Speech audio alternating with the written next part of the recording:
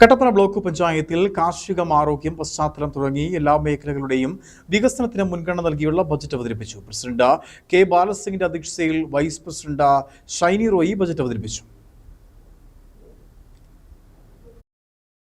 60,33,78,866 രൂപ വരവും 59,86,46,766 രൂപ ചെലവും 47,74,100 രൂപ മിച്ചവും പ്രതീക്ഷിക്കുന്ന ബഡ്ജറ്റാണ് അവതരിപ്പിച്ചത്.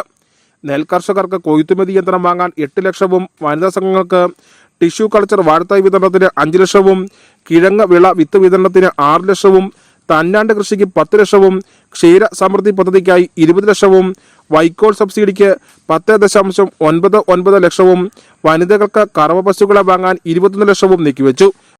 2025 ഡിസംബർ മാസം നിലവിൽ വന്ന ബ്ലോക്ക് പഞ്ചായത്ത് ഭരണസമിതിയുടെ പ്രഥമ ബഡ്ജറ്റ് 2026-27 സാമ്പത്തിക വർഷത്തെ വനിതാ ജനപ്രതിനിധി എന്ന നിലയിൽ സ്ത്രീ ശാക്തീകരണത്തിന്റെ അനിവാര്യത ബോധ്യപ്പെട്ട് ബ്ലോക്ക് പഞ്ചായത്ത് വൈസ് പ്രസിഡന്റ് എന്ന നിലയിലുള്ള എന്റെ ആദ്യ ബഡ്ജറ്റ് നിറഞ്ഞ ചാരിതാർത്ഥ്യത്തോടെ നിങ്ങളുടെ മുൻപാകെ അവതരിപ്പിക്കുന്നു.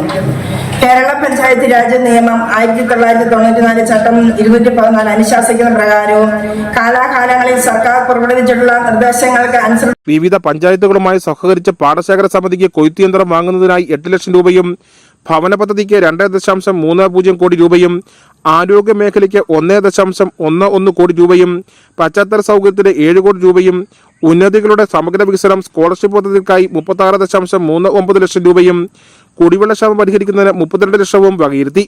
ഭിന്നശേഷി സ്കോളർഷിപ്പിന് 22 ലക്ഷം രൂപയും വകയിരുത്തിയിട്ടുണ്ട്. ബജറ്റ് അവതരണത്തിന് ശേഷം നടന്ന ചർച്ചകളിൽ അംഗങ്ങൾ പങ്കെടുത്തു. News bureau, Kattappana.